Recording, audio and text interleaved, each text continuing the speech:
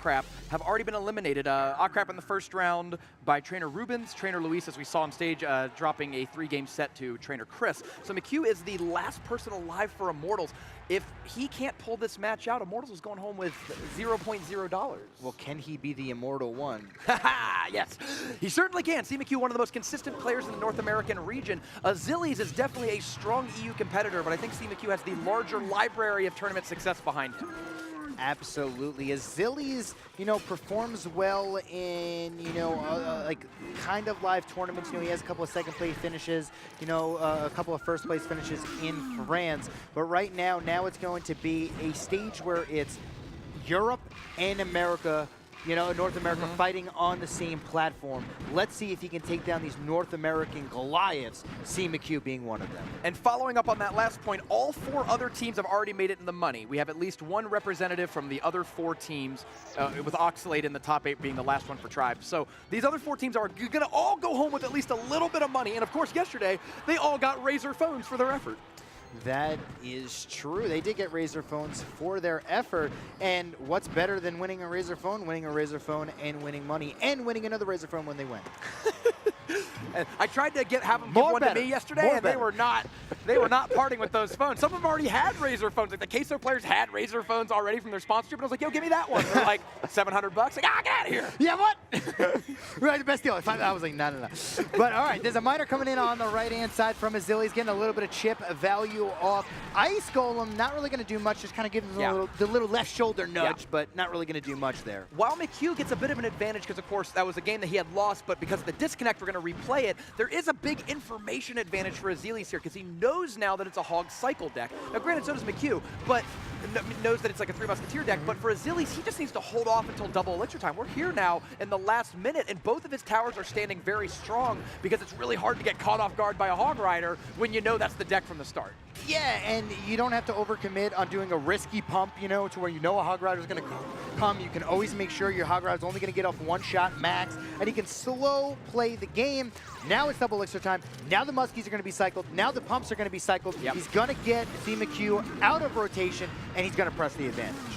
The cannon comes down to help clear it off. Log pushes him back, but the Musketeers got some really solid damage on the left side. 11-26. Hog Rider's coming down, though. Got the Ice Golem in front. The guards are going to be slowed down along with the Dark Prince, but that Ice Golem does not do enough damage to break any of those shields. Not at all, and there's a huge push. There's going to be guards. There's going to be a Miner and a Dark Prince on the left-hand side with an Ice Golem to tank for it. Another Ice Golem coming down, but the Miner gets off a little bit of chip damage. A little bit of chip damage here, a little bit of chip damage there, and we're in triple digits on the left-hand side. And Fireball's going to switch sides. Azilys has been switching left and right. He puts his Elixir Collector on the left, and he's putting the Musketeers on the right. He's forcing McHugh to use those Fireballs, the most uncounterable source of damage in his deck, alternating on the towers, preventing either from getting too low. Although all 4 towers are extremely damaged at this moment. Yeah, there's a Miner coming in on the right-hand side, and Ice Spear as well. Beautifully played from McHugh. Gets him a little bit back into this game. Here comes a Hog Rider. It's going to get in nice front. Push! Ooh, gets the Ice Golem just in time in front of the Hog. And the Hog Rider's going to get in there. 1 swing. The Log might get a stun. 2 swings. Does he get a 3rd swing? 572, and suddenly McHugh has taken the damage lead in this match. Yes, and now it comes to the point where Azilys can no longer pump up to get back into this match on the Elixir side. Another Hog Rider on the left-hand side. Another 1 shot on the left. There's really nothing he... just again. takes it down, but guess what? He can drop a Miner, Musketeer, and a Zap just to clear out 1 Hog Rider. CMcHugh is very happy with that. Watch out on the right side, though. A couple hundred more points of damage come in from the double Musketeer side. Cannon comes down in the middle to help hold off the incoming attacks. Azilys puts that Dark Prince behind. I don't know if he's trying to bait out a Fireball, maybe? Let's see. Musketeer is splitting and shooting across. The Ice Golem is destroyed before the Dark Prince even crosses the bridge. Oh, just Oh no, the Log too late. No, man, the last Musketeer died from the tower because the Musketeer was late. McHugh didn't realize that. Log comes out, pretty much irrelevant too. But wow, 1 hit! And that's a Fireball Log is going to be very close. It's not going to do it. It's going to be 296. Not going to do it yet. Not going to do it yet. Okay, is it going to... Oh no, 1 guard on the left-hand side! Oh god, Skeletons have to come out. The guard is still alive! Oh no, MVP guard! Remember, there's no big spells in Azilys' deck. This is over. Fireball Log, game over. Does he need 6 elixir? Can he do it? I say just go for it. The log on the left side to hold it off. Very safe. defensive. Okay, that's it. All he needs to do now is just to stall the miner. Zap comes down, the cannon comes down, the miner switches to the cannon. Beautiful cannon instead of skeletons, Rumham. And fireball plus log. McHugh is going to turn around the rematched game. In the arena right now. Let's see if Azilys can continue the success that he had yesterday again today. He's going to have to reverse the CMcHugh in order to do that. And remember, they are allowed to switch decks now. The last rematch was required to play the same decks due to the disconnect, but that is not the case here. So we'll see if they're playing the same decks or if they've mixed it up a little bit. Yep, here it comes. There's going to be a Royal Ghost on the left-hand side for both players. We're going to see two Royal Ghosts on the field. Bats coming out for McHugh in the back. Just gets there before the tower can target the Mega Minion here. Electro Wizard and Royal Ghost are going to make quick work of the guards. Poison from McHugh here, not really the best answer. The Royal Ghost going to get a couple of... Ooh! Electro Wizard has to be sacrificed to do that. Now, all these players have different, pros and cons to them. They have like different talents. Now, I think one of McHugh's talents is that he's maybe the best mechanical player in the world. He places things with exceptional timing. There's so many times I've watched McHugh in tournaments, and you go, oh, that thing's going to hit the tower. And at the absolute last second, an Ice Golem will come down to block and buy time. He's just, like, that's his talent, is unbelievable timing and mechanical placement. Yes, and ooh, is the Royal Ghost going to survive here from the poison? A one-health Royal Ghost is the most... Azilys is so mad! That's the most dangerous card in the game! Whoop. Oh, still gets one hit. Now, the one hit is worth it, though. I mean, that's like the value of a fireball spell or something like that, So much damage. That's honestly so much damage, especially when you're playing pretty much a mirror match of almost. And every single little bit of damage matters. Miner coming in for CMcHugh on the left. Electro Wizard forces the miner to say, look at me! Electro Wizard on defense is going to stop that Dark Prince. And not only is it going to stop the Dark Prince, it's also going to stop the Electro Wizard on the left-hand lane. It's only going to get off one. Oh, just one. 200 damage per swing, though. Yeah, every time an Electro Wizard can get those double bolts on your tower, very, very effective. Ooh, Battle Ram on the left-hand side from Azilys here. Poison coming out. The Battle Ram will die, and the Royal Ghost will finish off the Barbarians. Yes. P.E.K.K.A versus P.E.K.K.A, yeah. Now, Azilys' P.E.K.K.A is a little further along, which I think is going to favor McHugh, because if they meet just on McHugh's side of the bridge, then you have the contributing bonus of the tower damage. Electro Wizard might actually hurt here, because you don't want to slow that P.E.K.K.A down. You want that P.E.K.K.A to keep walking.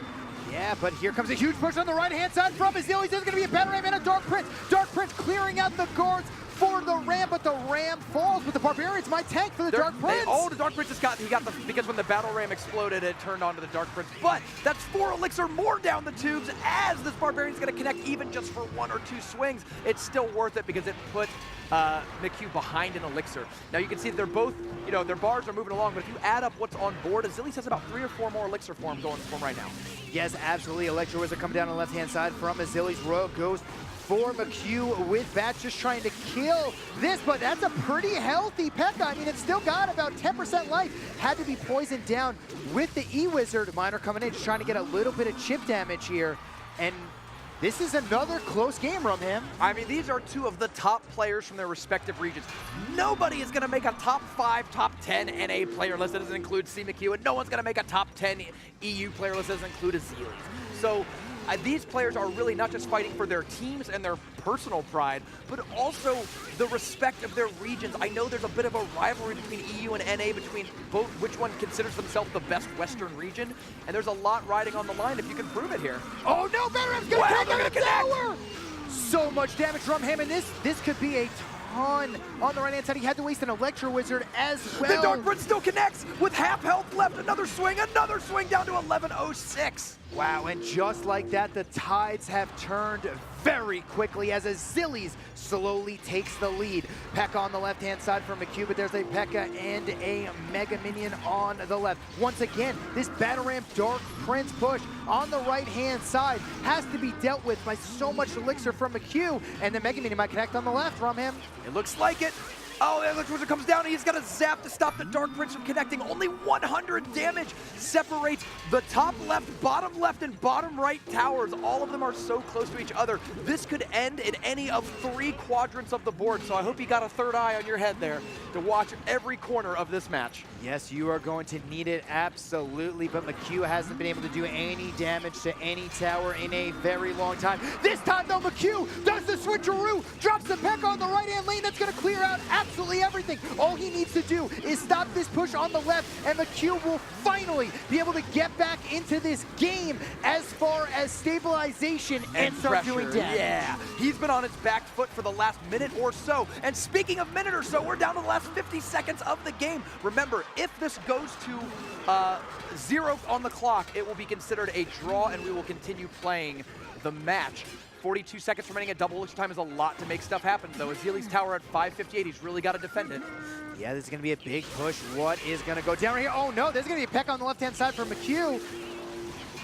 There it is. Bats coming out as well. Electro Wizard's still going to stay alive, though. With 24 seconds, this might be a tie, though, Rumham.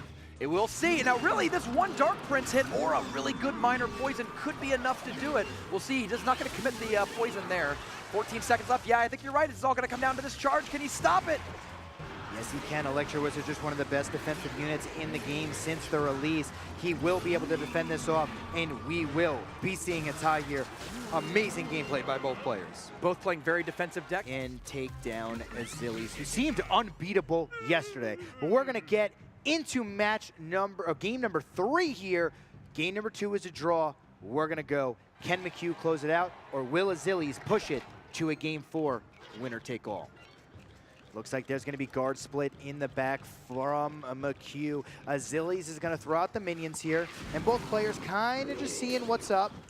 Yeah, it's early on. It's very rare to see players make huge commitments early in the match. It's like you never see in a pro match somebody just drop golem behind their king tower as the very first thing, because it leaves you so low in elixir, it leaves you vulnerable. So there we saw Azilys start with the split minions in the back just to see what McHugh was going to do, and once he felt safe to drop the Lava Hound, then he went for it. Unfortunately though, Inferno Dragon on defense, very good. The zap is going to reset it, but that balloon might get a second drop. It does! Oh no, catastrophic damage on the right-hand lane, but McHugh will not be denied here, but the guards are one of the best counters to the Inferno Dragon, but guess what? That log said, I don't care. Beautiful fireball, though, from Azilys. Yeah, and look at that. It's pretty even in elixir after all that. I really thought that McHugh's counterattack was going to punch through for a ton of damage. It looked like he had a huge lead on the board, but that shows the heads-up play of Azilys. He used defensive fireball along with guards to stifle that push. Along with the King Tower, one of the biggest skills for a pro player is extracting every bit of value out of your crown tower. That's why you see people put skeletons in the middle or put ice golem in the middle. The whole point is just to drag that attack out for as long as possible, because every second that passes, your crown tower is contributing damage to defense. Absolutely here. Electro Wizard on the right-hand lane is going to clear out the minions. There's going to be a miner coming in on the backhand side. It's going to get a couple of swings. The Golden Shovel's going to get 3 shots on the tower. Logs coming in for a little bit of chip damage as well. But we're in double elixir time. Rumham, and what are we going to see from Azilys? Well, I think Azilys' deck is the one that is favored the longer the game goes on. Double elixir time is really great for big old Lava Hound decks. So it's like if you have the elixir to drop a 12 elixir push, right, like Lava Hound and Balloon, 12 elixir that is entirely not defend itself, but it goes right for the tower, it makes your job much easier. Fireball comes down. Those pups are not going to make it, just too far away, held off by the Ice Golem, but it's only going to take another Fireball or 2 zaps to finish off that right tower. 33 seconds left. McHugh's going to have to get real aggressive. Yeah, and he's got to be able to take down this tower pretty much on this push with 20 seconds left. Fireball will be able to take down his tower. Can he get this roll? Goes to the tower. No! Beautiful fireball. Oh, yeah. Ooh, it does. It does. It went invisible, man. It went invisible. Oh, guards come down. Oh, no! Azilys did not catch the miner. His guards were off just by a tile or 2, closing it up. Every bit of damage is important for McHugh, but as we're at 5 seconds, the fireball's going to come down, and Azilys is going to push it into a winner-take-all game 4. We are ending 3 games of this match with 1 win for CMcHugh, 1 win for Azilys, and a draw. So what went right, what went bad for them, and they've had a really good day today. Oxalate in the top 8, Jmonty in the top 8. Jmonty tweeted yesterday like, hey, I didn't do so great, but I know what I need to do to improve, and I'm looking forward to tomorrow. Well, he looked forward enough to at least $1,500 in his pocket coming home. Yeah, that's a good thing to look forward to. And especially, he made up, for a little bit of stumble yesterday, but guess what? Everybody has off days, but today he's coming home with a nice check. So let's get into this next matchup. This is going to be a winner-take-all game. There's going to be a Royal Ghost on the left-hand side. Royal Giant, jeez. What are we in, ladder? Top Royal Giant NA. Yeah, find him in BM. So Azilys looks like he's playing the P.E.K.K.A. Zappies Royal Ghost deck that has been so popular in this meta. P.E.K.K.A's going to come behind the King Tower there. Azilys, since he had a little bit of an elixir advantage there, he dropped P.E.K.K.A. in the back, which you almost never see. Like, you don't really see people just play P.E.K.K.A. in the back, but I think Azilys read that he had about a 2 to 3 elixir advantage and was like, all right, I'm going for it. And he went for it, but there's a Lava Hound on the left-hand side, so McHugh has a monumental advantage right now because this P.E.K.K.A. is going to do absolutely nothing. I'm not sure. Well, the guards there, yeah, are going to really block it and hold it up. The downside for McHugh's Lava Loon deck is that you only have 2 ground troops. So you got guards, you got Tombstone. The Tombstone was already killed earlier, which is why I think Azilys felt like it was cool to go for it. But you're right, guards are just so hard for P.E.K.K.A. to get through. It takes like 20 seconds for the P.E.K.K.A. to fight the guards. As this flying machine definitely is earning his paycheck here as he absolutely pummels the left-hand side all the way down to 293. Azilys with a P.E.K.K.A. He knows he's in an uphill battle. He knows he is in trouble because McHugh is sitting here saying, there's 1 minute and 10 seconds left. I'm going to drop my Tombstone down. I'm going to drop my Lava Hound on the right-hand side. I'm going to switch lanes versus you, and now you're going to be in a lot of trouble. I would say I think the 3 most prominent decks in the meta is 3 Musketeers, not in this match right now, but they see them a lot. This P.E.K.K.A. Goblin Hut deck is definitely one of the most popular, and its popularity has fueled the resurgence of Lava Loon. Because P.E.K.K.A. and Royal Ghost make it so hard to attack in on the ground, this all-air beatdown deck has really become popular again because of how great of a matchup it is against P.E.K.K.A. Zappies Goblin Hut. Yeah, and the Tombstone is just such a nuisance to a P.E.K.K.A. player. Zappies come out on the right-hand side, but there's only 30 seconds left. How Fireball's going to take out all the Zappies. This is a huge push on the left-hand side, but he's got to worry about his right. If he loses this right-hand side from him, it's going to be over no matter what. And it looks like we have 20 seconds left. He's not too worried about Azilys. Both of his towers are within Fireball range. He's saying good game. He couldn't get the damage on that left side tower to push it deeper into overtime. Fireball comes down, taking it out, and McHugh, with the comeback victory, is going to win in our deciding game 4, move on to the top 8, and that does it. All 5 teams will have representation in the top 8.